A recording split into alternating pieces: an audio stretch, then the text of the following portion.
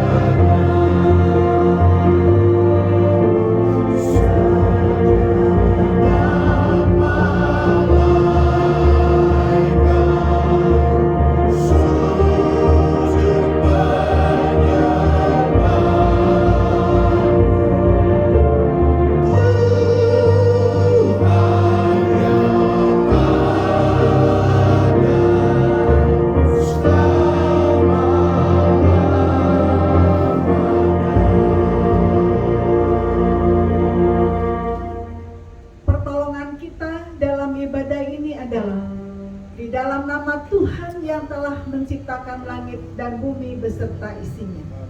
Kasih karunia rahmat dan damai sejahtera Allah Bapa dan Kristus Yesus Tuhan kita menyertai saudara-saudara sekalian.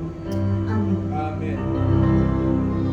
Nats pembimbing pada hari ini dari Yesaya 11 ayat 19 berkata demikian. Aku akan memberikan hati yang lain dan roh yang baru di dalam batin mereka. Juga aku akan menjauhkan dari tubuh mereka hati yang keras dan memberikan mereka hati yang taat. Yesaya 36 ayat 26. Kamu akan kuberikan hati yang baru dan roh yang baru dalam batinmu. Dan aku akan menjauhkan dari tubuhmu hati yang keras dan kuberikan kepadamu hati yang taat.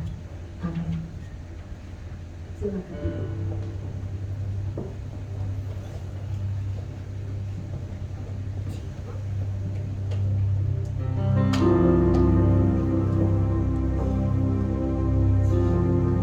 Shalom. Sekali lagi shalom. Apa kabar Bapak Ibu? Haleluya. Orang yang diberkati Tuhan itu tepuk tangannya juga luar biasa. Berikan tepuk tangan untuk Tuhan. Kita bersyukur kepada Tuhan karena Tuhan begitu baik dalam kehidupan kita sehingga kita bisa ada sampai saat ini di tahun yang baru. Kita mau memulai dengan Tuhan. Kita percaya bahwa kita bersama dengan Tuhan kita pasti bisa. Amin. Saya juga menyapa Bapak Ibu yang ada di rumah. Saya mengucapkan selamat hari Minggu. Tuhan Yesus memberkati untuk kita semua. Kita siapkan hati kita. Kita mau masuk lagi. Kita mau menyembah Tuhan. Dan kita percaya bahwa Tuhan yang kita sembah adalah Tuhan yang hebat, Tuhan yang luar biasa, Tuhan yang sudah menuntun kita sehingga kita berada di tahun yang baru ini.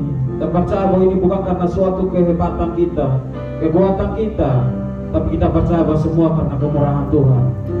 Tuhan begitu baik dalam hidup kita. Kita katakan bahwa sungguh besar setiamu, Engkau nyata dalam setiap kehidupan kami. Terima kasih Tuhan. Kau Allah yang baik Tuhan Yesus. Kasih-Mu sungguh sempurna dalam kehidupan kami Tuhan.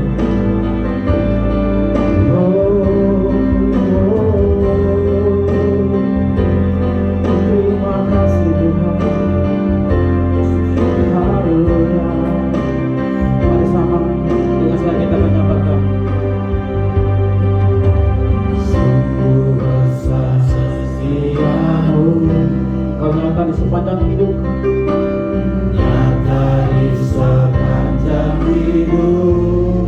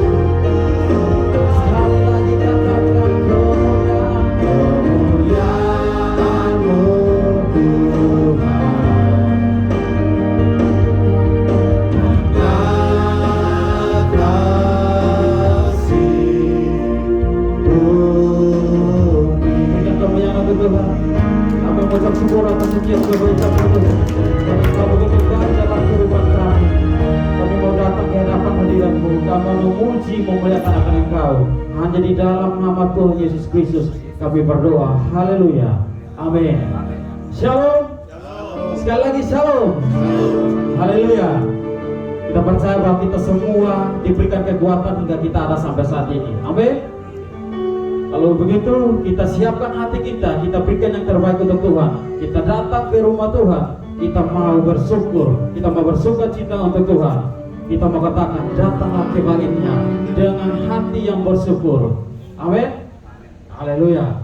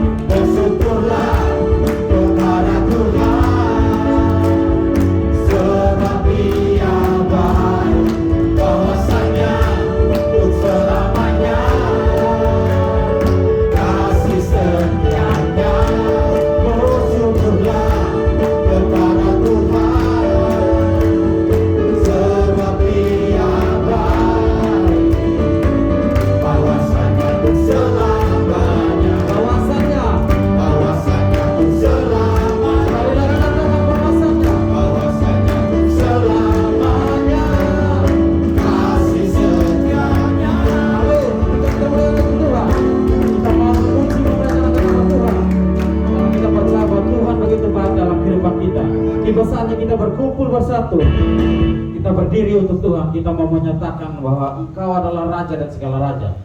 Kita katakan tiba saatnya kami berkumpul bersama. Haleluya. Amin.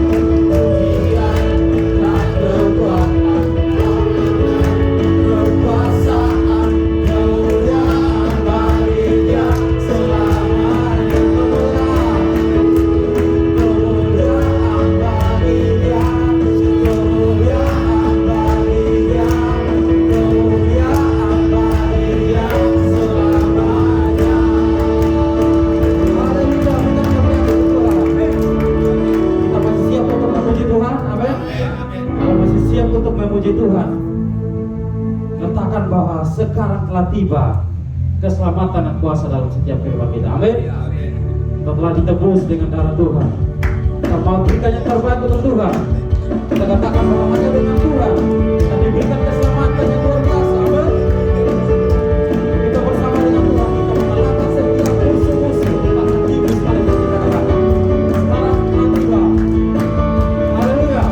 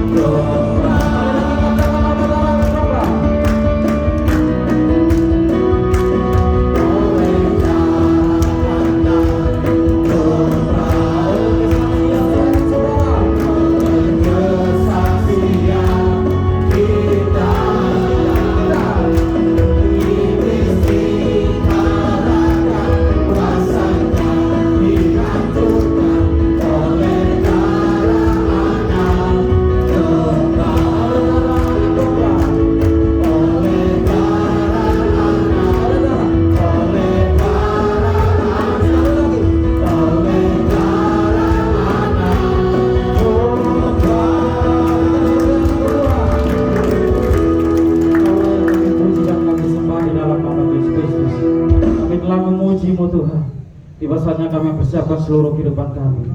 Kami mendengarkan setiap kebenaran firman-Mu Tuhan. Kami percaya Tuhan, jika kami ditaburi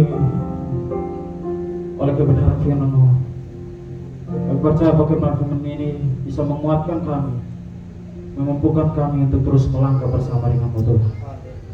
Kita katakan bahwa karena salib-Mu Tuhan kami hidup, karena salib-Mu Tuhan kami ada sampai saat ini. Dan hanya Kau Tuhan di hidupku.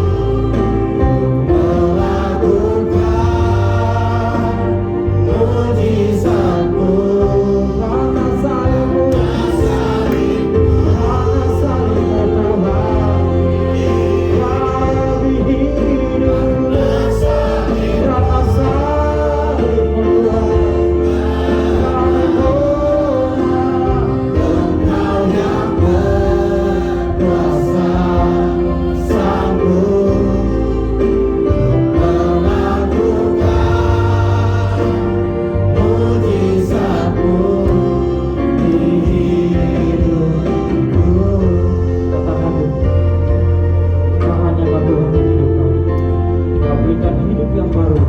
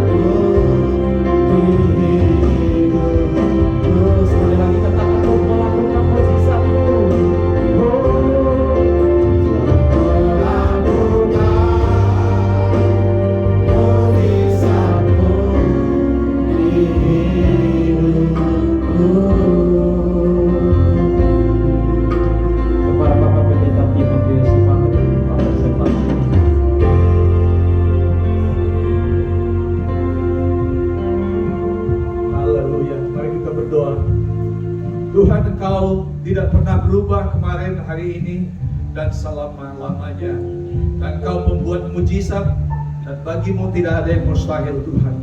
Kami datang pada pagi hari ini membuka hati kami untuk dengar kebenaran firman-Mu yang mengubah hati kami, Tuhan. Sebab kami memang memerlukan hati yang diperbaharui. Kami membutuhkan hati yang baru di tahun baru ini, agar hidup kami tidak akan pernah sama lagi. Tuhan, ada banyak hal yang keliru yang telah kami buat di masa yang lalu. Ada banyak karakter, ada banyak sikap hati yang tidak berkenan di hadapan-Mu di tahun-tahun yang lalu. Tapi tahun yang baru ini, Tuhan, kami minta anugerah-Mu supaya kami diberi hati yang baru seperti firman-Mu. Terima kasih Tuhan, kami berdoa supaya setiap orang yang ada dalam ruangan ini, bahkan saudara-saudara yang mendengar pemberitaan firman ini dari rumah dan tempat di mana mereka berada, Tuhan, siapkan hati kami untuk diperbaharui Roh Kudus. Karena dengan hati kami diperbaharui, kami akan melihat masa depan hidup kami bersama Tuhan akan menjadi masa depan yang lebih baik daripada hari kemarin. Terima kasih Tuhan, hamba-Mu adalah hamba biasa yang tidak punya kemampuan apa-apa. Sembunyikan dia di belakang kuasa salib-Mu, biar hanya Kristus yang nampak. Terima kasih Tuhan, berkati kedua hamba Tuhan yang setia, hamba-Mu di tempat ini, Pastor Naho dan Pastor Indri, Tuhan. Kau tahu kerinduan hati mereka di tahun ini, agar jemaat ini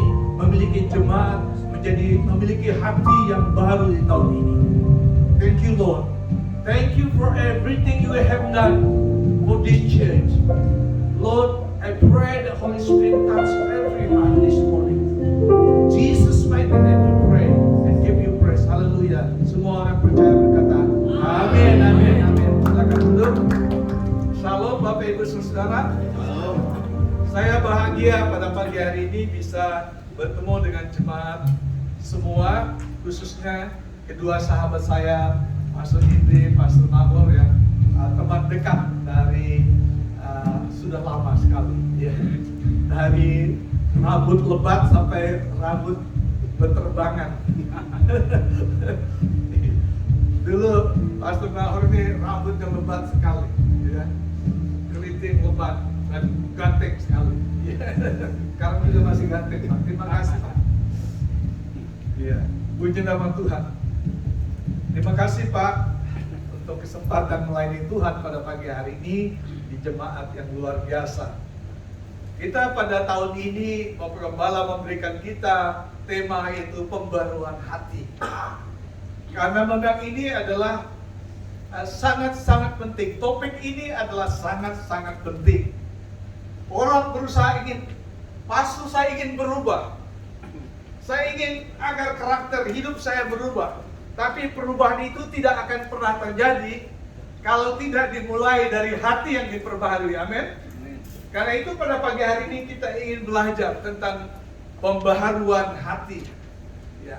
Tadi kita sudah baca Yeskiel pasal 36, tapi saya mengambil dari topik lain. Karena kalau kita bicara soal hati orang Israel yang dibicarakan Tuhan dalam Yeskiel pasal 36, karena bangsa itu memiliki sikap hati yang sangat jelek di hadapan Tuhan. Ya. Mereka hidup dari mujizat Tuhan, mereka hidup dari berkat Tuhan, mereka hidup dari anugerah Tuhan dari hari ke hari, tapi hati bangsa itu selalu cenderung untuk memberontak terhadap Tuhan. Tapi puji nama Tuhan, dalam Yeskiel pasal 36 kita baca tadi bahwa Tuhan berjanji, aku akan memberikan hati yang baru kepada bangsa ini. Aku akan memberikan mereka hati yang baru, sebab dengan hati yang baru itulah mereka boleh memiliki masa depan yang baru, tanah perjanjian yang baru, dan Tuhan akan memberikan mereka berkat-berkat baru dalam hidup mereka. Puji nama Tuhan. Tapi kalau kita mau bicara soal orang Israel kelakuannya itu ndableknya, kata orang Jawa, ya. Ndablek, Pak, ya. Ndableknya, keras kepalanya itu bisa diwakili oleh satu orang dalam Alkitab. Like son, like a father. Kalau melihat kelakuan anaknya, kita lihat kelakuan bapaknya. Nah, bapak orang Israel itu adalah Yakub, ya kan? Nah, jadi kita lihat hari ini bagaimana hati Yakub diperbarui oleh Tuhan. Ya, sehingga melalui Yakub keluarlah bangsa Israel yang seperti itu. Ya.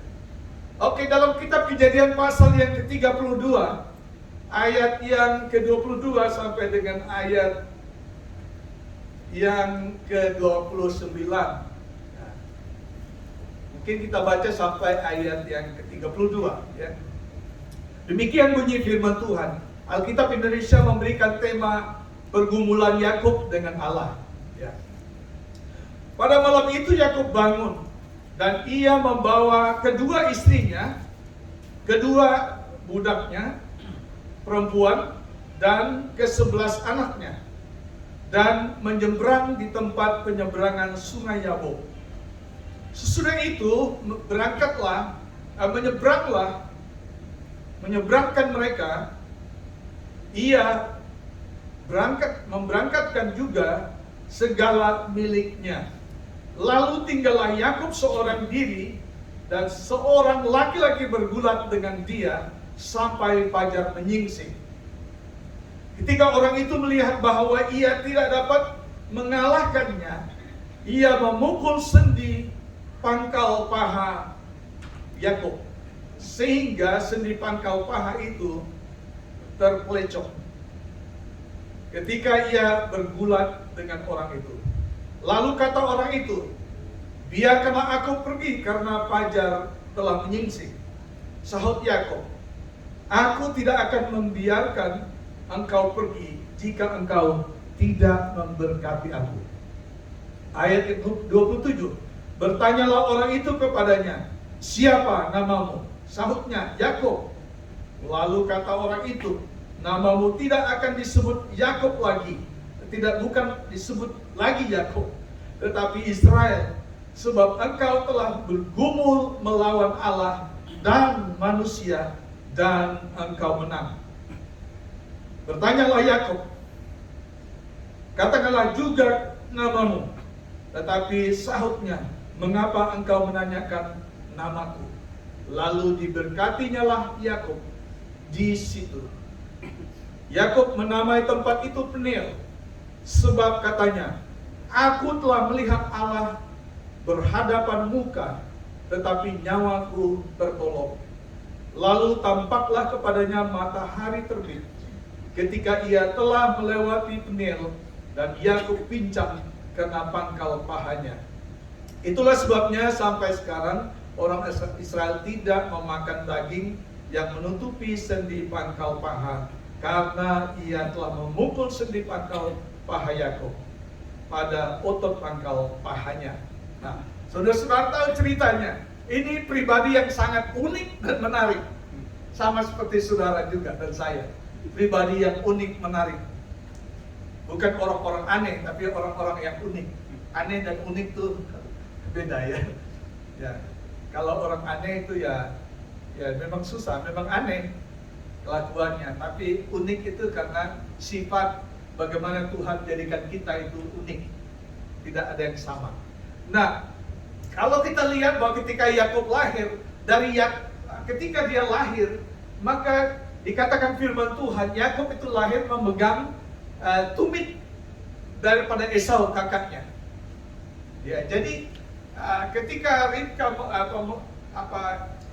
ada di dalam mereka di dalam kandungan ya, dalam kandungan itu mereka sudah sering bergulat. Kakak adik itu sudah ada pergulatan yang luar biasa ketika mereka ada dalam kandungan. Ya. Jadi sudah terbiasa mereka mengalami itu. Tapi waktu Esau lahir duluan karena dia anak yang pertama lahir. Tapi waktu dia lahir pertama, ini nggak pernah ada dalam sejarah kecuali kejadian ini. Yakub itu memegang tumit kakaknya, seperti seolah-olah, kau jangan duluan ya. Wait for me, tunggu saya. Ini menunjukkan sifat keras dan sifat daripada Yakub tuh ingin menang sendiri. Ya. Jadi dari kecil sudah kita lihat sifat Yakub ini. Tapi kalau kita lihat juga nama Yakub di dalam Alkitab dikatakan bahwa Yakub itu penipu. Ya. Jadi ada orang juga yang senang kasih nama anaknya Yakub. Tidak apa-apa sih. Ya.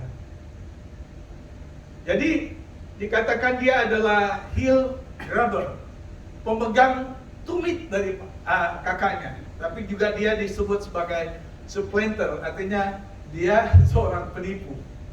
Ya. Jadi dari namanya jadi kita lihat bahwa betapa orang ini memang dari lahirnya karakternya parah. Ya. Ya. Sikap hatinya parah. Ya. Nah, saudara-saudara kasih dalam Tuhan Yesus, saya ingin mengajak kita melihat ada 3 fase dalam hidup Yakub. Bagaimana Tuhan sampai memberi dia nama baru dan hati yang baru. Ya. Yang pertama bahwa Yakub mengalami problem masa lalu yang harus dia selesaikan. Ini Yakub ini sejak lahir sudah problem dengan kakaknya. Dia selalu jealous, selalu iri dengan kakaknya. Ya. Jadi dia berusaha untuk mengambil hati mama, hati papanya supaya dia selalu memenangkan pertarungan dengan kakaknya. Sampai satu ketika sudah tahu ceritanya, bagaimana dia menipu kakaknya sendiri. Pada satu hari, ya, Esau berburu karena hobinya Esau itu berburu. Hobinya Yakub tuh tinggal di tenda, memasak, gitu ya, belajar apa gitu. Nah, hobinya Esau tuh hunting, berburu. Nah, suatu hari kakaknya itu kelaparan dan dia pulang dan Yakub itu sudah pasang strategi. Abangku itu pulang berburu biasanya lapar. Lalu dia masak itu, kalau orang Manado bilang bronebon. Tahu ya bronebon ya? Itu ya dari kacang merah. Alkitab mengatakan dia masak kacang merah, lalu benar abangnya pulang dalam rasa lapar, dan di situ ketempatan jiwa menipunya itu mulai tumbuh. Hati yang penuh dengan tipu daya itu muncul di situ. Ya. Dia bilang, ini saatnya. Lalu Esau mengatakan, deh, aku mencium satu bau yang sedap dari rumah, dari kejauhan. Apa itu, kata Esau? Oh gini bang, aku hari ini masak yang spesial buat kamu. Apa itu, kata dalam pembicaraan dialog ya? Apa itu deh? Dia bilang, ada kacang merah. Bagikanlah dengan abangmu ini, kelaparan ini habis berburu. Tunggu kak, di dunia ini tidak ada makan gratis. Itu dalam dunia politik itu ya. Tidak ada makan gratis, katanya gitu. Ya. Jadi itu yang ditiru orang-orang politikus sekalian. Hari ini tidak ada makan gratis. Nah, lalu akhirnya bilang, apa itu maksudmu? Dia bilang, berikan dulu hak kesulunganmu, maka kamu boleh makan sepuas-puasnya dari kacang merah ini. Karena Yakub tahu bahwa letak daripada blessing itu dalam hidupnya, dalam seumur hidupnya, itu adalah pada tanda kelahiran. Hak kesulungan itu loh. Karena hak kesulungan itu seperti sertifikat. Kamu bisa berkuasa atas orang tuamu, punya aset-aset sampai generasi berikutnya. Bukan cuma aset, tapi the blessing, nama keluarga, itu ada dalam tanganmu kalau kamu lahir pertama. Punya sertifikat itu. Itu blessing dari Tuhan, berkat dari Tuhan untuk anak sulung kepada keturunannya. Nah ini yang mau diinginkan oleh Yakub. Bagaimana dia bisa merampas berkat yang sudah dijatahkan oleh Tuhan dan ayahnya kepada kakaknya. Nah itulah sebabnya barangkali mengapa ide dia memegang tangan kakaknya itu, karena dia bilang, aku harus lahir duluan. Karena dia menginginkan hak sulungan itu. Itu coba kita lihat dari kecil saja. Itu pengaruh dalam hatinya itu sudah ada yang tidak baik. Makanya kalau ada orang bilang, oh ya, ada orang anak-anak kecil itu kan tidak berdosa. Siapa bilang? Ini contohnya ini. Orang bisa menipu dari kecil. Kita tidak pernah ajar anak kita bohong. Dia bisa bohong, ya kan? Karena itu dampak daripada dosa yang menguasai manusia. Sebab Tuhan berkata, sebab semua orang telah kehilangan kemuliaan Allah. Semua orang telah berbuat dosa dari kandungannya. Maka orang lahir itu lahir dalam dunia yang salah. Karena dia lahir dengan hati yang jahat. Dia lahir dengan karakter yang jahat. Dia lahir dengan motivasi yang jahat. Dia lahir sebagai pribadi yang jahat, yang berdosa. Dan itulah sebabnya Yesus harus lahir sebagai orang yang benar, sebagai orang yang tidak pernah berdosa, supaya dia bisa membenarkan orang-orang berdosa ini. Dan memberi mereka karakter dan hati yang baru. Hanya ada dalam Yesus, tidak ada di dalam siapapun. Nah, kita kembali pada konteks ini. Yakub mengalami problem dengan masa lalunya. Dia lahir dalam dosa dan dia mencoba selalu menipu. Dia bukan saja menipu kakaknya, dia menipu bapaknya dengan dia memakai bulu domba itu sekongkol dengan mamanya. Ya kan? Ini ibu-ibu juga hati-hati kalau punya anak dua ya. Jangan pilih-pilih kasih, Bu. Karena itu akan berbahaya bagi anak-anakmu. Mereka berkompetisi dapat kasih sayang di dalam rumah tangga itu dengan cara apapun. Jadi Esau itu pintar ngambil hati bapaknya. Ya kan? Tapi Yakub ini pintar dekat dengan mamanya. Mengapa? Karena Yakub ini licik, pintar. Kalau bisa memenangkan hati mama, mama akan bisa melumpuhkan papa. Tidak ada di sini ibu seperti ini. Ini taktiknya Yakub luar biasa, saudara. Oh, luar biasa. Karena papa itu pasti tunduk kalau mama sudah bisik-bisik, tuh.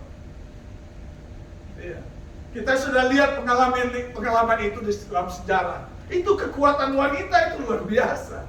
Kalau dia sudah bisik-bisik suami, waduh itu sudah, kata orang Papua, itu sudah kakak. Suami bisa buat apa yang baik atau tidak baik, itu dari bisikan istrinya itu. Ya ingat kita sejarah itu terulang lagi kan ketika sejarah itu terjadi waktu Abraham dan Sarah kan. Sarah bisik-bisik sama Abraham, aduh Saya sudah tua ini, kau ambil saja pembantu. Ya, sudah laki-laki nggak disuruh juga, kecenderungan dia bisa lakukan itu kan. Apalagi disuruh, dia dapat rekomendasi dari istri. Karena bisikan si Sarai, Abraham akhirnya mengambil Hagar. Dan akibat itu, akhirnya peristiwa terjadi sampai hari ini.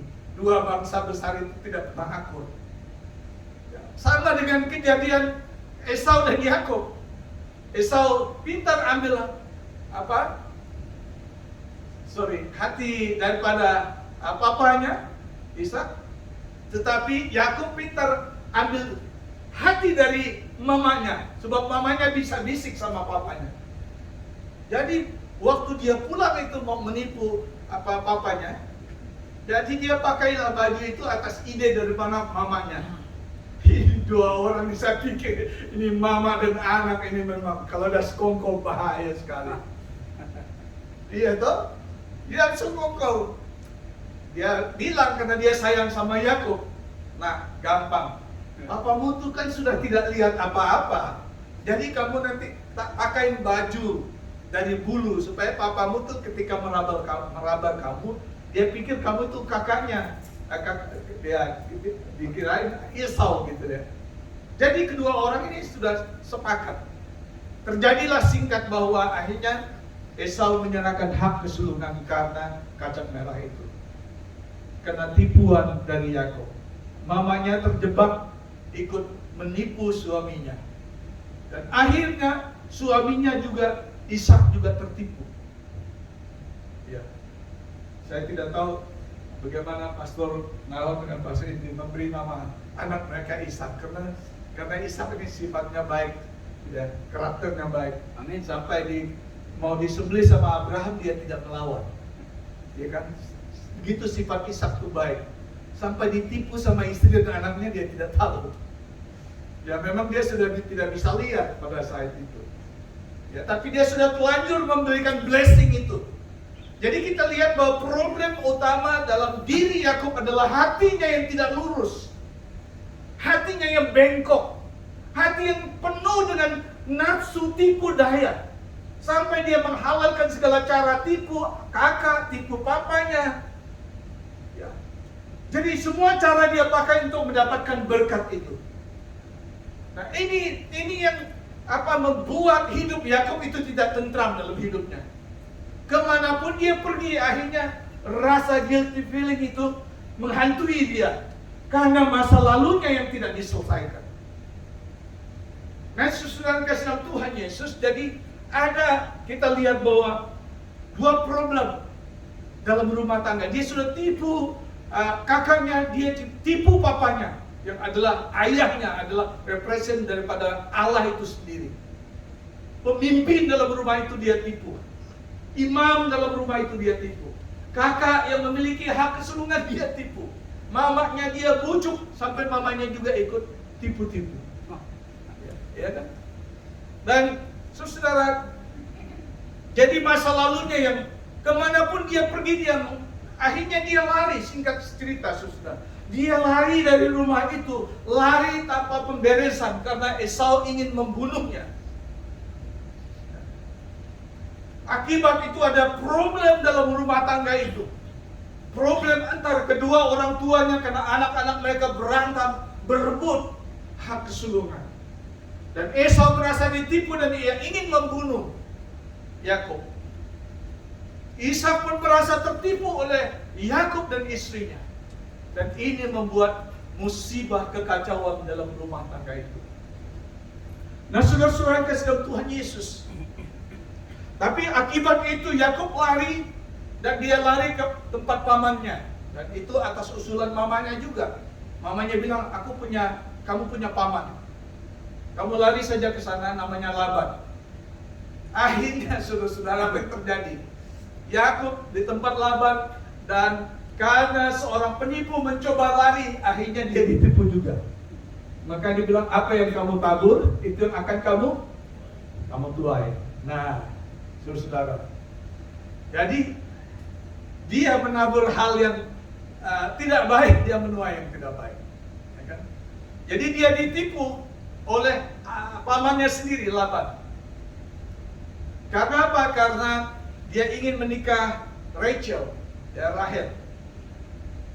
Tetapi Laban memberikan dia Leah. Akhirnya dia bekerja 7 tahun untuk mendapatkan Rachel, tapi ditipu oleh pamannya. Dia akhirnya bekerja 7 tahun lagi, 14 tahun. Ya. Baru dia mendapatkan Rachel. Tetapi kita tahu bahwa cerita berikutnya, dia ada masalah dengan pamannya sendiri. Sehingga Laban juga ingin mengejar dia karena dia berhasil membuat ternak banyak di rumahnya Laban. Dan Laban mulai iri. Dan Laban merasa terancam dengan keberadaan Yakub. Sehingga singkat cerita, Yakub pun akhirnya melarikan diri dari rumah Laban. Nah, dalam konteks kita, Yakub itu melarikan diri dari rumah orang tuanya karena problem. Karena hatinya yang bengkok, hatinya yang serakah, hatinya menipu. Dia lari, tidak menyelesaikan masalah itu di rumahnya. Dia membawa masalah itu ke tempat lain dan dia ditipu oleh mertuanya. Tapi di situ pun mertuanya singkat kata ingin membunuh dia. Dan dia lari dari rumah orang mertuanya juga. Dan sekarang kita lihat dalam konteks kita, dia lari ke suatu tempat dan dia tahu di tempat di ujung sana Esau sudah menunggu dia. Jadi ketika saya merenungkan firman Tuhan ini, orang jahat itu mau lari kemana juga dia nggak bisa, saudara. Yakub mencoba lari dari satu tempat ke satu tempat, tapi karena dia tidak menyelesaikan masalah hatinya, dia tidak menyelesaikan masa lalunya yang ada di hatinya, maka masa lalunya itu terus mengejar dia kemanapun dia pergi. Nah, itulah sebabnya ketika dia menyeberang sungai Yabok, dia tahu bahwa kakaknya Esau sudah menunggu dia di sana. Di belakang ada Laban dan pasukannya yang mencoba ingin mengejar Yakub. Walaupun sudah ada perdamaian antara dia dengan perjanjian antara dia dengan Laban, tapi tetap itu menjadi ancaman. Di belakang ada Laban dan orang-orangnya Laban. Di depan masa lalunya, yaitu abangnya yang pernah ditipu. Esau memang ingin membunuh dia. Dan dia tidak tahu mau lari kemana. Sementara dia sudah punya 2 istri, anak-anaknya sudah ada 11. Dan karena itu, ketika menyeberang sungai Yabok itu, Yakub tahu bahwa dia tidak bisa lari dari masalah itu. Akhirnya saudara, dia akhirnya menyeberang lagi ke sebelah.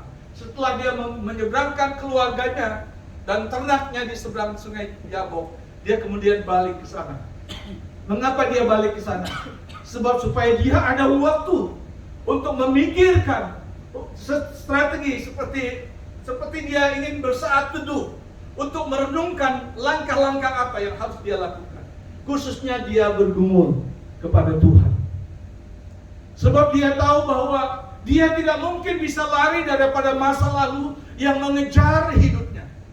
Nah, hari ini saudara, begitu banyak orang tidak dapat melihat masa depan karena mereka memiliki sikap hati yang tidak baik, karakter yang tidak baik. Mereka punya problem di masa lalu yang tidak diselesaikan. Mereka tidak mengampuni orang yang menyakiti mereka masa lalu. Mereka tidak melepaskan hal-hal yang jahat di masa lalu. Mereka tidak menyelesaikan problem-problem mereka di masa yang lalu. Sehingga mereka sulit untuk mengalami berkat hari ini dan sulit mengalami berkat di masa yang akan datang. Dan akhirnya mereka seringkali berputar dalam sebuah lingkaran karena masa lalu yang tidak diselesaikan. Orang sekarang, orang tidak bisa move on karena dia terlalu sibuk dengan masa lalunya. Masa lalu yang dikecewakan, masa lalu yang disakiti, masa lalu yang penuh dengan masalah itu, sehingga dia tidak bisa move on. Jadi penting sekali di tahun baru ini kita menyelesaikan masalah di masa lalu. Jangan membawa masa lalu ini kepada masa yang akan datang. Kita tidak bisa mengubah masa lalu kita, tapi kita bisa menentukan masa depan kita dengan memperbaharui hidup kita, dengan minta Tuhan memberi saya hati yang baru, supaya di tahun baru, supaya di tahun yang akan datang, saya memiliki karakter baru, saya memiliki pengharapan baru, saya memiliki hidup yang baru bersama dengan Tuhan. Amin. Amin. Jangan membawa masa lalu itu. Let it go. Biarkan itu pergi. Saya di Perth itu pembina dari orang-orang Manado, Kawan Nua namanya, grup Kawan Nua ya. Ya, ada dari Manado di sini. Begitu. Orang Manado itu kan senang dansa ya Bu ya. Senang. Jadi saya pembina. Jadi habis nyanyi, habis ibadah gitu ya, habis dengar firman Tuhan. Seberapa hebat pun firman Tuhan itu, nanti habis waktu makan-makan itu nyanyi ya Bu, dansa-dansa, joget-joget. Itu memang budaya, kita tidak bisa salahkan. Satu ketika saya diundang khotbah dan saya bilang, masalah kita adalah karena apa? Kita seringkali putar-putar dalam sebuah lingkaran. Yang salah satu lagu yang mereka suka nari itu loh, putar ke kiri, putar ke kiri dan putar. Saya bilang, Pak, Bu, kalau Anda hobi putar-putar kiri, putar-putar kanan, bukan saja Anda yang pusing, Tuhan juga pusing melihat hidupnya. Itu orang Israel itu gitu lagunya, putar-putar, putar ke kiri, putar ke kanan, tidak punya tujuan dalam hidup. Jadi sekarang ganti lagu, jangan putar ke kiri, putar kanan. Langkah ke depan dan maju ke depan ya. Jadi jangan putar-putar kiri. Kita juga pusing hidupnya. Ya kan? Jadi Bapak Ibu Saudara, ini Yakub punya problem. Dia harus menyelesaikan masa lalu. Jadi kalau saudara ingin melihat Tuhan bekerja dalam hidupmu tahun yang baru ini, kamu harus minta. Kita harus minta hati yang baru dari Tuhan. Amin. Kita harus meninggalkan masa lalu, problem masa lalu, karena engkau tidak hidup untuk masa lalumu. Engkau dipanggil untuk masa depan. Engkau dipanggil untuk berkat di masa depan. Ya, kamu mungkin gagal, kita mungkin gagal di masa yang lalu, tapi jangan hidup di dalam kegagalan, jangan hidup di masa lalu, jangan hidup dalam kekecewaan di masa lampaumu. Karena Tuhan punya rencana besar ke depan. Itu harus dimulai dari hati yang baru. Kemudian kita lihat Yakub ada 3 fase dalam hidupnya. Masa lalunya dia have a problem on his history. Ya, dalam sejarah hidupnya dia punya problem dengan his own brother, his own family. Ya. Dan itu harus diselesaikan. Kalau saudara punya masa lalu dengan keluargamu, dengan orang-orang menyakitimu, selesaikan itu di hadapan Tuhan.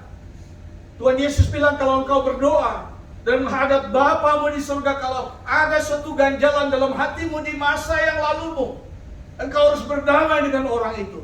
Engkau harus melepaskan pengampunan dengan orang itu. Karena Tuhan punya berkat baru, punya surprise baru dalam hidupmu, tapi kamu harus lepaskan apa yang menjadi beban di masa lampau. Jangan hanya hidup di masa lalu. Orang Israel, problem mereka kopi dari Yakub adalah mereka selalu melihat ke belakang.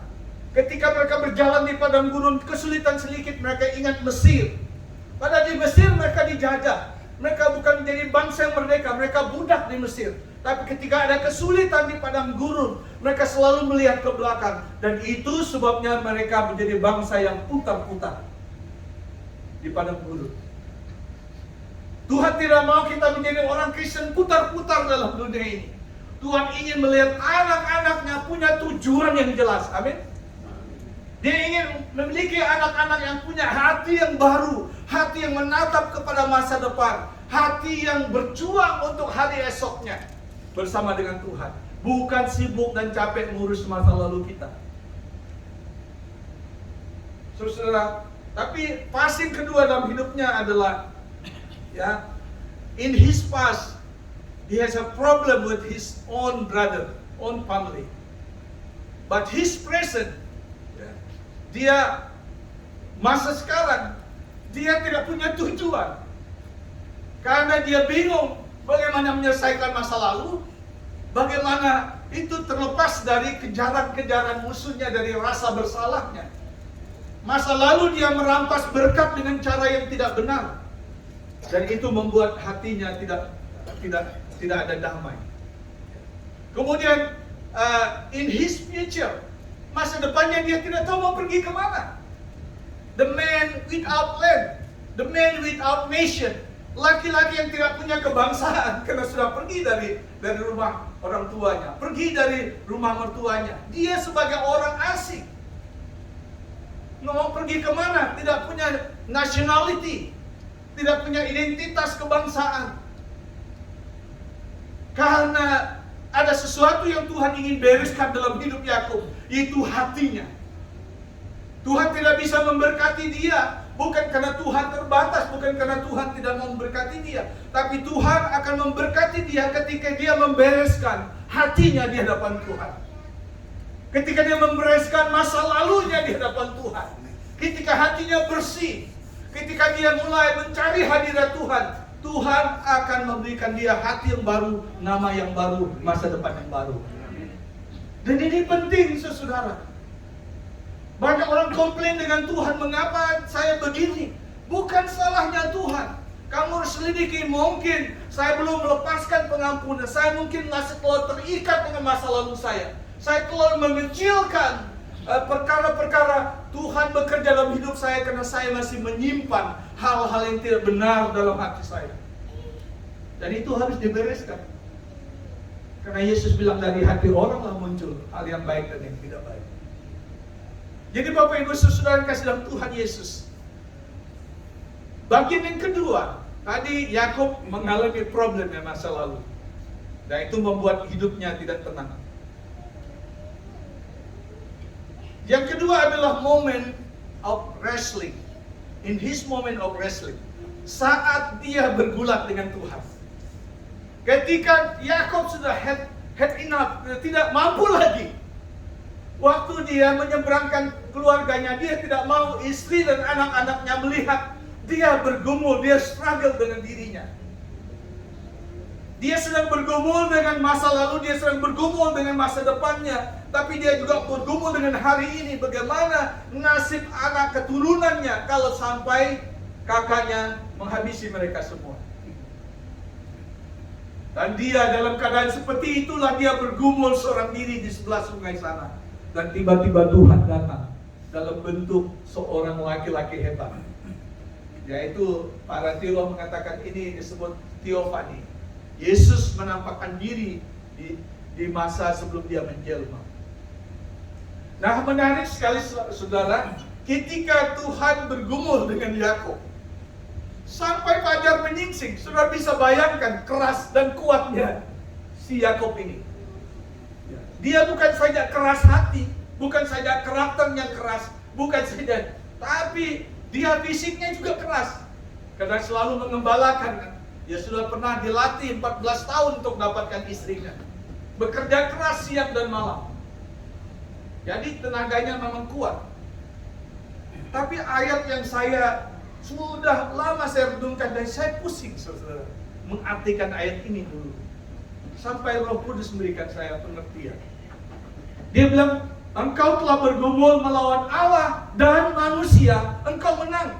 Saya bilang, mana mungkin manusia bisa bergumul melawan Allah dan dia menang. Dan itu Pak, saya bergumul bertahun-tahun. Apa maksudnya? Tidak mungkin. Karena ayat berikutnya juga dikatakan, karena ketika malaikat itu bergumul dengan dia, malaikat itu sadar dia tidak bisa mengalahkan Yakub. Yakub dipukul dengan pangkal paha. Loh, kalau dia bisa mukul mengalahkan, berarti bisa dia kalahkan Yakub. Gampang sebenarnya. Tetapi Allah membiarkan Yakub bergumul dengan dirinya sepanjang malam itu. Saya percaya ketika dia bergumul dengan Tuhan, itu ada conversation di antara mereka. Ya kan? Seperti American wrestling gitu kan. Saling menantang. Ya, pasti Tuhan bilang, aku menantang kamu karena sifatmu yang jelek, Yakub. Ya, mereka bergulat. Nah, kenapa dia bisa dikatakan melawan Allah dan manusia dia menang? Ya. Ternyata ada kata-kata Yakub begini, I never let you go unless you bless me. Saya tidak akan membiarkan engkau pergi Tuhan sampai engkau memberkati saya. Di mana Tuhan dalam tanda petik kalah? Dengan iman Yakub yang menyerahkan diri. Dengan kata lain dia begini, Tuhan, dulu saya menipu untuk mendapatkan berkat hak kesulungan. Dulu saya tipu orang tua saya tipu kakak saya dengan berbagai cara supaya memperoleh berkat. Tapi itu tidak menjadi berkat bagi saya karena menghantui hidup saya, karena saya memperoleh berkat itu dengan my own strength, dengan kekuatan saya, dengan kelicikan saya. Sekarang saya menyerah.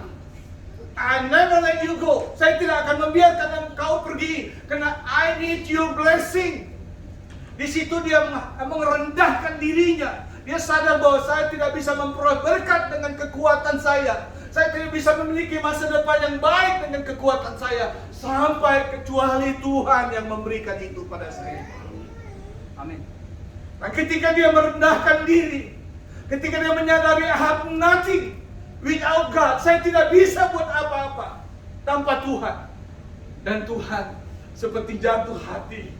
Disitulah Tuhan seperti seorang papa mengalah sama anak, bukan karena dia gak kuat.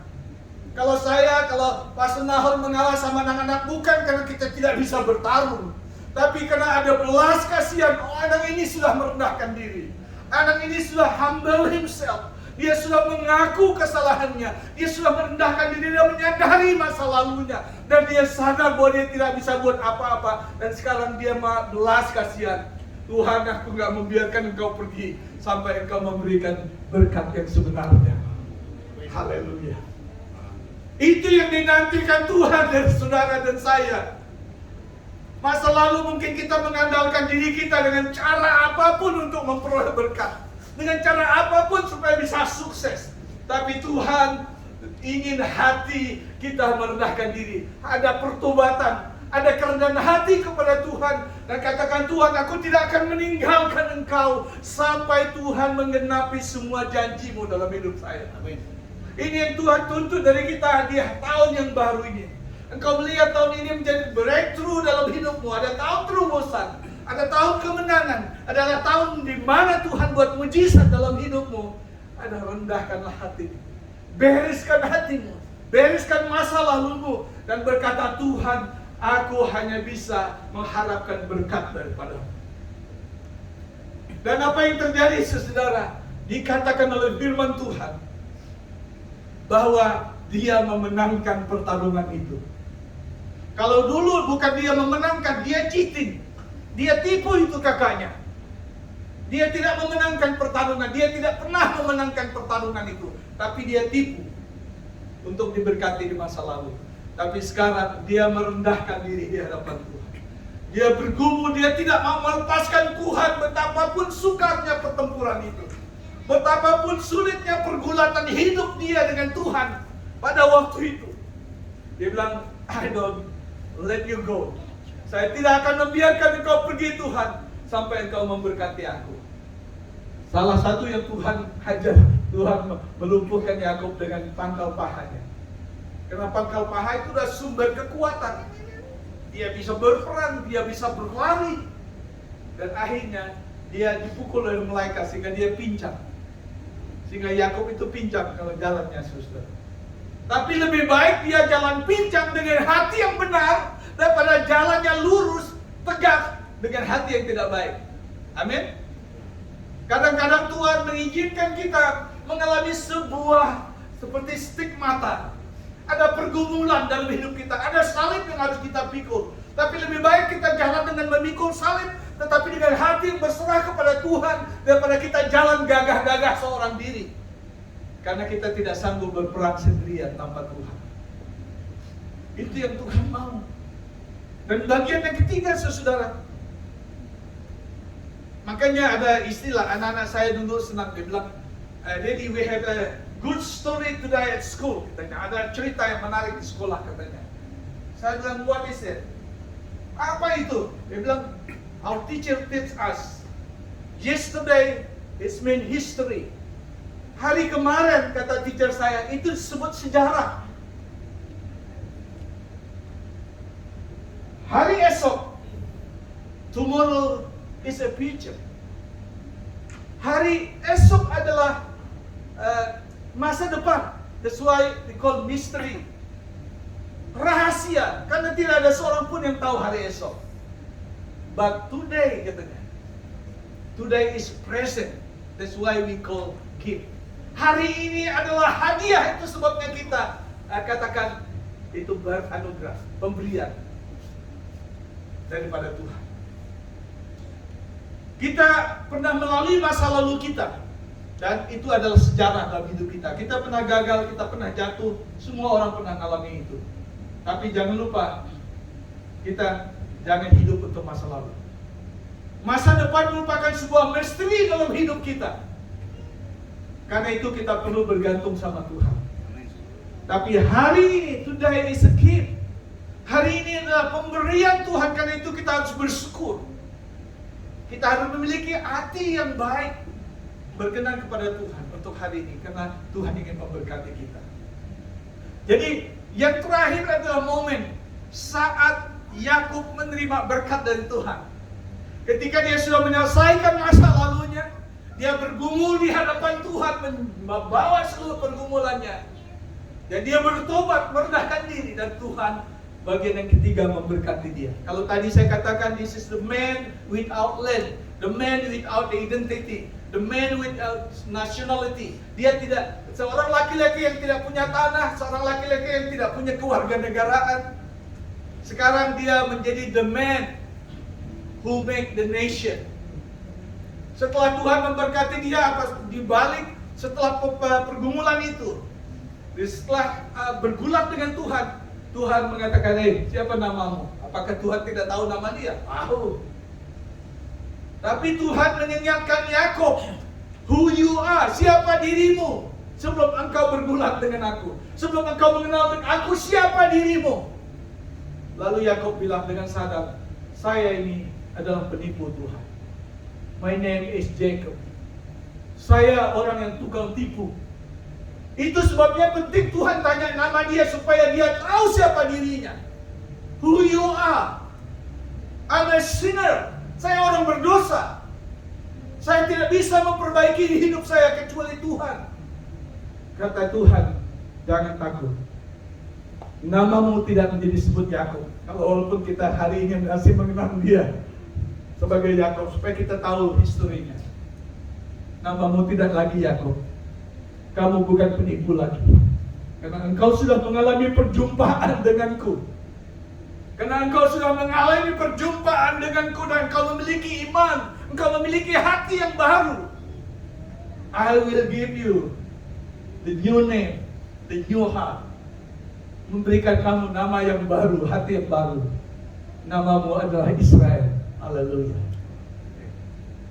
Saudara-saudara, ketika kita mengalami perjumpaan dengan Tuhan, maka Tuhan sanggup mengampuni masa lalu kita. Amin. Dia sanggup memperbaiki hari ini hidup kita yang berantakan.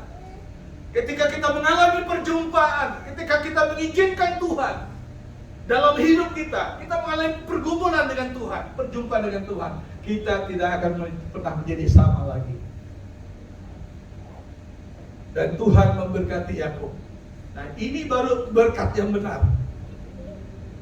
Karena itu Tuhan melupakan masa lalunya, dan Tuhan memulai Yakub ini dengan Israel. Maka nama Israel itu menjadi sebuah bangsa sampai hari ini. Gereja ini akan menjadi sebuah gereja yang kuat dan kokoh kalau ada satu orang seperti Yakub yang berani mengaku dirinya sebagai orang yang tidak layak, yang tidak mampu, kecuali Tuhan yang mengubah hidupnya.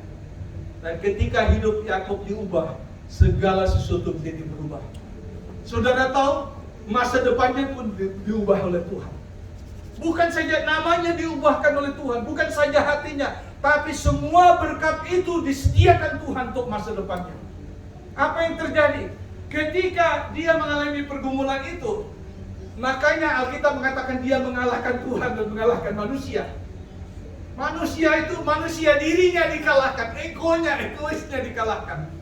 Dan bukan cuma itu, Alkitab berkata, kalau sudah baca pasal berikutnya, dalam waktu yang sama juga Tuhan jamah di sana musuhnya. Esau yang sudah menanti dengan pasukan dengan niat jahat, Tuhan jamah hati Esau. Begitu Yakub masih ada ketakutan ini, makanya dia siapkan barisan. Barisan pertama bawa sekian banyak kambing, domba, sapi untuk dipersembahkan ke Esau supaya melunakkan hati Esau.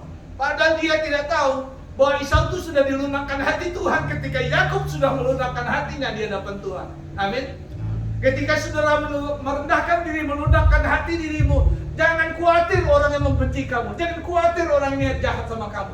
Mereka sudah dijamah oleh Tuhan. Buktinya ketika Yakub bertemu dengan Esau dari jauh, Esau sudah nangis, saudara. Saudara bisa bayangkan, saya terharu membaca cerita ini. Dendam kesumat yang sudah sekian tahun untuk menghabisi orang yang menipu dia, tapi Tuhan jamah hati Esau. Dan ketika dia melihat adiknya dari kejauhan, dia tidak mengatakan, oh ini tukang tipu nih, gua habis ini. Tidak. Dia menangis. He's my brother. Itulah adikku. Luar biasa, saudara. Alkitab mengatakan jika Tuhan berkenan kepada orang benar, maka musuhnya pun diperdamaikan dengan dia. Haleluya. Saya ngalami itu udah pelayanan 40 tahun. Tahun juga Ibu Indri, pasti. Orang yang membenci saya, orang yang menggosipkan saya, itu malu datang sama saya. Pastor minta maaf ya. Saya nggak tahu apa yang dia minta maaf. Kalau Tuhan berkenan kepada saudara ketika dia melihat hatimu benar di hadapannya, maka dia akan mengubahkan environment. Orang yang membenci saudara bisa datang kepada saudara. Saya melihat itu, ada orang yang tadinya menggosipkan saya, bermaksud mencelakakan saya, datang dengan merendahkan diri. Jangan khawatir masa depan kalau engkau berjalan bersama Tuhan. Selama engkau memiliki hati yang benar, selama engkau merendahkan diri di hadapan Tuhan, katakan, Tuhan, aku punya masa lalu yang tidak baik, tapi aku minta tangan Tuhan ubah hatiku, beri hatiku yang baru. Aku tidak mau menjadi Timotius yang lama. Aku ingin menjadi Timotius yang baru, supaya aku bisa melihat kemuliaan Allah di hari esok, supaya aku melihat mengalami berkat-berkat yang Dia sediakan bagiku. Dan saya berdoa supaya gereja ini mengalami terobosan di tahun ini. Orang-orang yang diperbaharui hatinya oleh Tuhan. Sebab ketika hatimu diperbaharui, maka ekonomimu diperbaharui Tuhan, masa depan dan anak-anakmu diperbaharui Tuhan.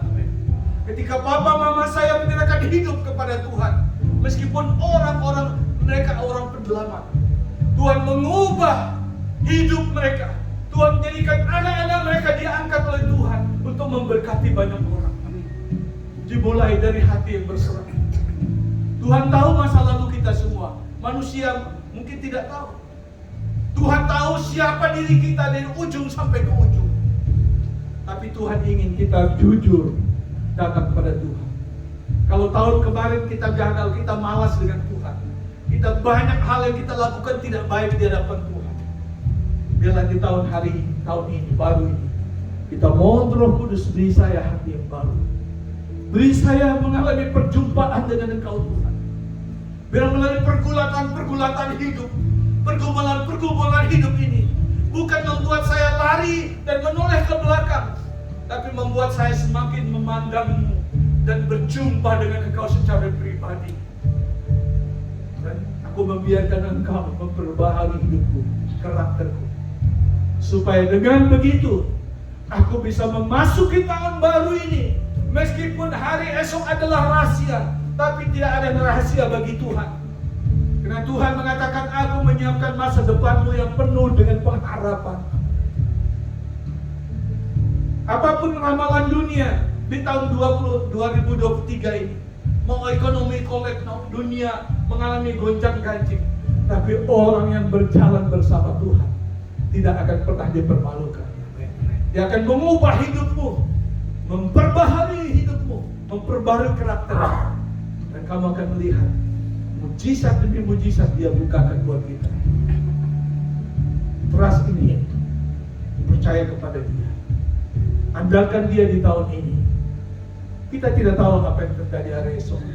Tapi hari esok bukan urusan kita. Urusan kita adalah hari ini. Mau nggak kita berserah sama Tuhan hari ini, supaya hari esok Tuhan yang menentukan. Karena hari esok kita ditentukan oleh sikap hati kita hari ini. Haleluya. Mari kita tunduk kepala. Kita berdoa.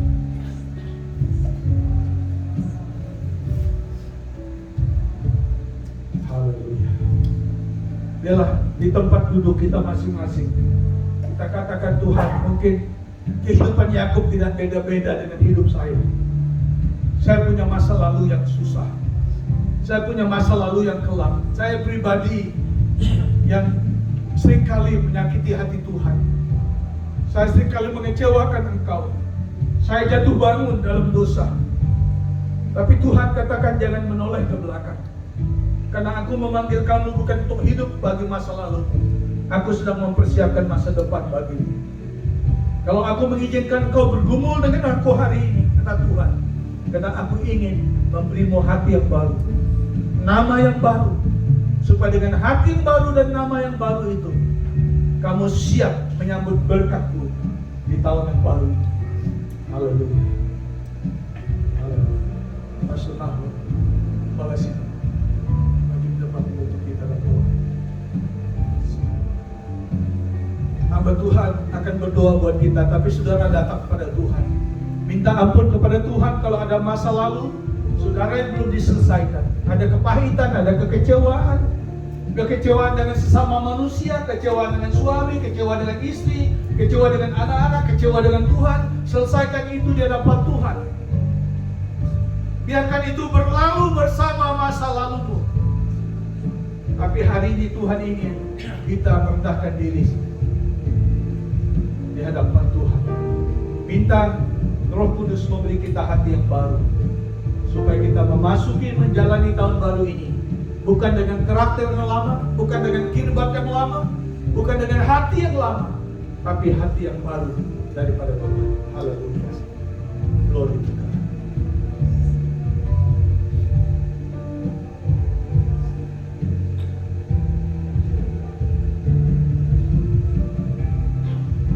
Bapa di surga, terima kasih untuk firman-Mu yang kami dengar. Terima kasih Tuhan Yesus untuk hamba-Mu Pastor Timotius yang sudah menyampaikan firman yang luar biasa bagi kami, baik yang ada dalam ruangan ini maupun yang mengikuti melalui ibadah online. Tuhan, biarlah firman ini menyentuh hati kami, jiwa kami, sehingga kami mengalami hati yang baru, jiwa yang baru, rohani yang baru di tahun yang baru ini. Terima kasih ya Tuhan. Hamba berdoa menyerahkan Pastor Timotius Vandri yang akan melayani selanjutnya siang hari ini. Tuhan memberkati hamba-Mu dan memberkati keluarga, memberkati pelayanan, memberkati setiap rencana ya Tuhan. Hari ini Tuhan memberkati perjalanan besok pagi menuju Israel. Tuhan menyertai hamba-Mu, pelayanannya diberkati oleh Tuhan. Terima kasih Tuhan. Keluarganya yang ada di Australia, Tuhan memberkati. Terima kasih pelayanan hamba-Mu diberkati oleh Tuhan. Kami semua yang hari ini ada dalam ruangan diberkati oleh Tuhan. Terima kasih Bapa, terima kasih. Kami menyerahkan ya Tuhan hamba-Mu dalam tangan Tuhan, dan juga mengucap syukur untuk firman Tuhan yang sudah menyentuh kami. Bahkan mungkin saja melalui firman ini kami percaya ada perubahan di tahun 2023 ini. Ada perubahan hati, perubahan rohani, perubahan ekonomi, perubahan dalam rumah tangga kami diberkati oleh Tuhan. Amen. Terima kasih ya Tuhan untuk firman-Mu. Kami bersyukur, kami berdoa di dalam nama Tuhan Yesus Kristus. Haleluya. Amin. Amin. Tangan buat Tuhan. Kita sambut firman Tuhan. Terima kasih, thank you Pastor Timotius. God bless. Baik Bapak Saudara yang kasih dalam Tuhan, kita mempersiapkan diri untuk masuk di dalam perjamuan kudus pada pagi hari ini.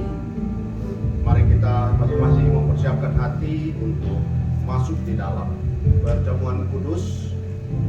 Bapak Ibu yang kasih dalam Tuhan, kita mendengarkan titah dan juga penjelasan dari perjamuan kudus pada pagi hari ini sebelum kita mengambil bagian. Bapak Ibu yang kasih dalam Tuhan, setiap kali kita mengambil perjamuan kudus yang kita akan laksanakan berdasarkan penjelasan-penjelasan firman Tuhan, khususnya pada saat Rasul Paulus menjelaskannya kepada kita. Pada saat dia melayani, dia menjelaskan bagaimana umat Tuhan seharusnya menghadapi setiap perjamuan kudus. Karena itu patut bersyukur kepada Tuhan bahwa pada pagi hari ini, sesudah kita mendengar firman Tuhan, kita akan masuk di dalam perjamuan kudus. Kita mengucap syukur bahwa ada kesempatan untuk bisa melaksanakan perjamuan kudus pada pagi hari ini. Dan firman Tuhan yang disampaikan oleh Rasul Paulus di dalam 1 Korintus, di mana dia mengatakan, inilah tubuhku yang diserahkan bagi kamu, perbuatlah ini menjadi peringatan akan aku. Demikian juga ia mengambil cawan sesudah makan, lalu berkata, cawan ini adalah perjanjian baru yang dimeteraikan oleh darahku. Perbuatlah ini setiap kali kamu meminumnya menjadi peringatan akan aku. Karena itu setiap kali kita makan roti dan minum anggur dalam perjamuan kudus untuk memperingati pengorbanan Kristus, kita menerima sebagai tanda dan materai akan kasih dan kesetiaan Kristus bagi kita, untuk kita dapat memperoleh ketentuan dan juga memperoleh kasih dan juga memperkuat iman kita untuk tetap setia dengan Dia, yaitu di dalam Kristus. Dengan demikian perjamuan kudus berarti Tuhan Yesus melalui pengorbanannya, kematiannya di atas kayu salib telah menebus segala dosa kita dan menanggung segala kesalahan kita. Yang kedua, Tuhan Yesus telah mengadakan perjanjian yang baru dengan kita. Roh-Nya yang menghidupkan dikaruniakan kepada kita supaya kita dapat hidup, memperoleh damai satu dengan yang lain dan khususnya dengan Tuhan. Tuhan Yesus menghubungkan kita seorang dengan yang lain dalam persekutuan yang benar. Karena itu Bapak Ibu Saudara yang kasih dalam Tuhan, nasihat bagi kita, bagi siapapun atau di antara kita yang mengambil perjamuan kudus tapi belum menyelesaikan hatinya dengan Tuhan, yang masih berkanjang dengan dosa, maka dinasihatkan untuk tidak mengambil bagian di dalam perjamuan kudus ini.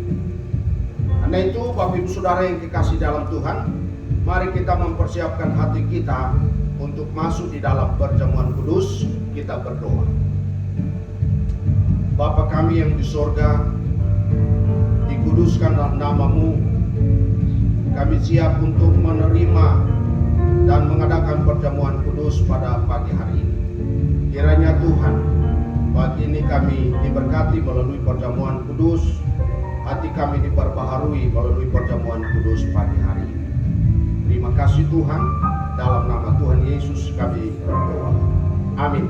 Sambil mempersiapkan diri, kita akan menyanyi satu pujian yang dipimpin oleh saudara kita.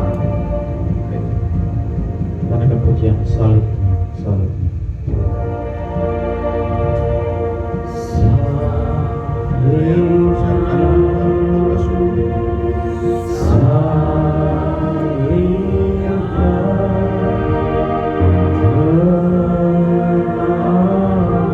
Sebab apa yang telah diteruskan kepadamu telah kuterima dari Tuhan, yaitu bahwa Tuhan Yesus pada malam waktu Ia diserahkan, Ia mengambil roti sesudah Sesudah itu ia mengucap syukur dan memecah-mecahkannya dan berkata, inilah tubuhku yang diserahkan bagi kamu.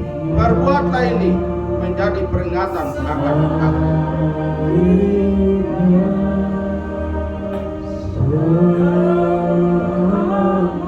Demikian juga ia mengambil cawan dan berkata, cawan ini adalah perjanjian baru yang dimeteraikan oleh darahku. Perbuatlah ini setiap kali kamu meminumnya menjadi peringatan akan aku.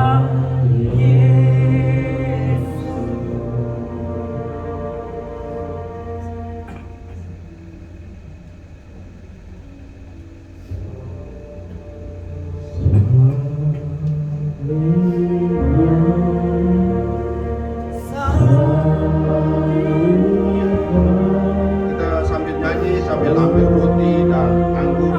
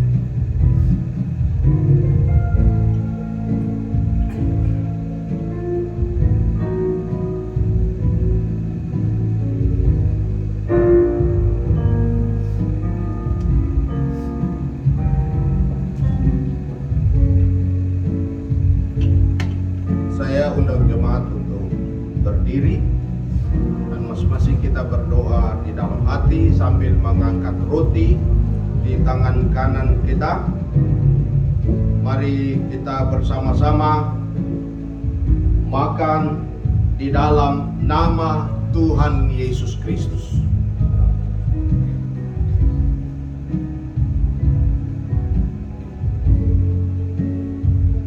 Pegang cawan di tangan kanan, diangkat, berdoa dalam hati. Mari kita minum di dalam nama Tuhan Yesus Kristus.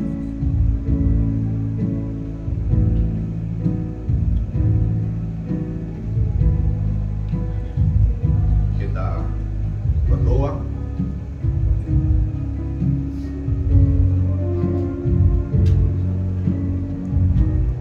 Terima kasih Tuhan Yesus, kami boleh makan dari perjamuan kudus, mengingatkan kami kembali akan kasih sayang Tuhan bagi kami yang sudah mati bagi kami, berikan anugerah keselamatan bahkan pimpinan selama kami hidup dalam dunia ini. Terima kasih Bapa, kami mengucap syukur atas perjamuan kudus pada hari ini. Amin. Silakan jemaat duduk kembali dan kita menyanyi sambil ada kelas nanti dikumpulkan oleh majelis. Kita nyanyi lagu yang tadi, salibnya.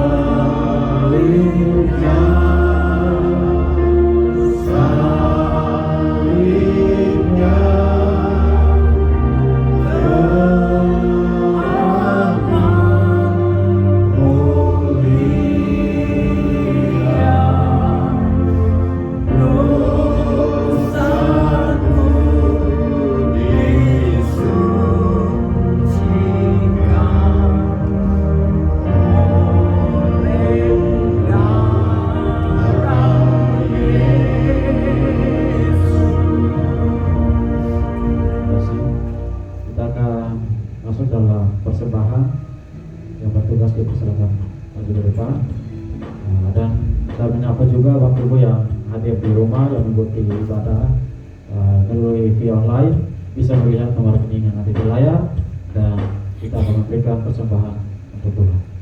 Dan sebelum itu kita berdoa. Allah Bapa kami yang ada dalam surga, kami ucap syukur atas setiap kebaikan, kemurahan yang kami nikmati hingga kami ada sampai saat ini Tuhan. Kami telah mendengarkan firman Tuhan yang mengajarkan kami bahwa kami harus meninggalkan hal-hal lama kami dan mau memakai hal-hal baru kami untuk bersama dengan Tuhan di tahun yang baru itu Tuhan. Begitu Tuhan, kami memberikan yang terbaik untuk Tuhan. Mari Kau memberkati kami, apapun yang kami berikan untuk Tuhan, kami percaya bahwa ini semuanya untuk memuliakan Tuhan. Dalam nama Tuhan Yesus Kristus kami berdoa bersyukur. Haleluya. Amin. Kami memberikan yang terbaik untuk Tuhan. Kita naikkan satu pujian, ku masuki gerbangnya dengan hati yang bersyukur. Amin.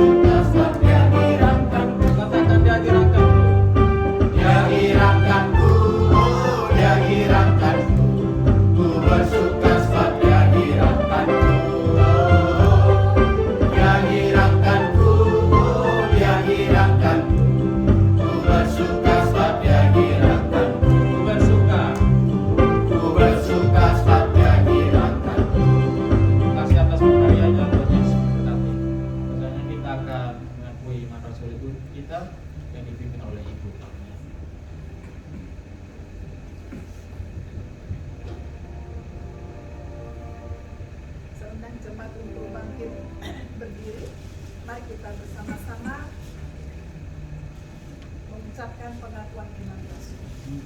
Aku percaya kepada Allah, Bapa yang Maha Kuasa, langit dan bumi, dan kepada Yesus Kristus, Anaknya yang tunggal, Tuhan kita, yang mengandung Roh Kudus, lahir dari darah Maria, yang menderita di bawah pemerintahan Pontius Pilatus, disalibkan, mati dan dikuburkan, turun ke dalam kerajaan maut, pada hari yang ketiga bangkit dari antara orang mati, naik ke surga, duduk di sebelah kanan Allah Bapa yang Maha Kuasa, dan akan datang ke sana untuk menghakimi orang yang hidup dan yang mati. Aku percaya kepada Roh Kudus, gereja yang kudus, persekutuan orang kudus, pengampunan dosa, kebangkitan orang mati, dan hidup yang kekal.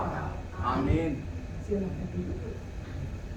Mari kita bersama-sama naikkan doa syafaat. Kita ingat siapa orang-orang sekitar yang sedang sakit, kita doakan supaya terus semangat dan Tuhan berikan kesembuhan. Mari kita berdoa. Bapa dalam surga, kami bersama-sama terus menyerahkan untuk sesama kami, saudara seiman kami yang sedang sakit. Tuhan memberkati, menguatkan, menyembuhkan, bahkan memulihkan, dan tetap diberikan semangat di dalam Tuhan Yesus Kristus. Bapa, kami menyerahkan untuk setiap gereja kita sedang beribadah. Setiap firman yang diberitakan dalam menguatkan, menolong setiap umat-Mu semakin kuat dan semakin dekat dengan Tuhan. Bahkan hari ini kami diberi oleh firman Tuhan, ucap syukur, biarlah menjadi orang yang baru, hati yang baru, yang diberkati oleh Tuhan dan selalu mengalami pembaharuan dalam hidup kami. Terima kasih Bapa, dan kita serahkan masa gerak kami dalam tangan Tuhan. Tuhan Yesus memberkati, biarlah pemerintah kami terus peliharakan supaya boleh mengayomi bangsa ini semakin hari semakin baik. Terima kasih Bapa. Kami menyerahkan doa syafaat kami dalam nama Tuhan Yesus yang sudah mengajar kami berdoa bersama-sama. Bisikan, dikuduskanlah namamu, datanglah kerajaan-Mu, jadilah kehendak-Mu di bumi seperti di surga. Berikanlah kami pada hari ini makanan kami cukupnya, dan ampunilah kami akan kesalahan kami, seperti kami telah mengampuni bersalah pada kami, dan jangan bawa kami ke dalam pencobaan, tetapi lepaslah kami daripada yang jahat. Dan Tuhan kerajaan dan kuasa dan kemuliaan sampai selama-lamanya.